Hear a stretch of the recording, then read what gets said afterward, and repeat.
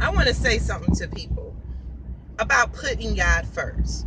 We know the phrase, and mostly black people use it, but you see it all over.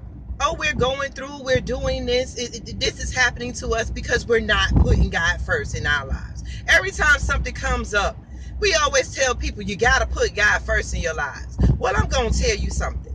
That makes no sense whatsoever. None. Because when you wake up in the morning breathing, you are putting God first. I keep telling you, God is existence. You cannot keep putting God. What we need to stop doing is putting God in these man-made religions. We got to stop conforming God to man-made religions. We put God first. This is 2016. You cannot drive past a black neighborhood without seeing about 1,000 churches on the corner. You could drive all over and you're going to see about 1,000 churches.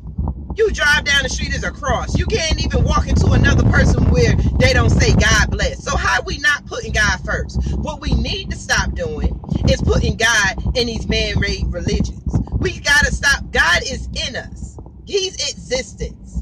We are put here to live. We are put here to live harmonized among each other. We are put here to live, to give and to take, to give and to take. It's supposed to be balanced. It ain't about reading a book down to what you're supposed to do to get to God. God is already in you. He's already here. You're not suffering because you're not putting God first. You're suffering because man has took God away from you. God has been, you have been taught not to recognize the God in you. You have been taught not to recognize that voice that talks to you. You call the voice that talks to you intuition or something or whatever it is, and you have been separated from God.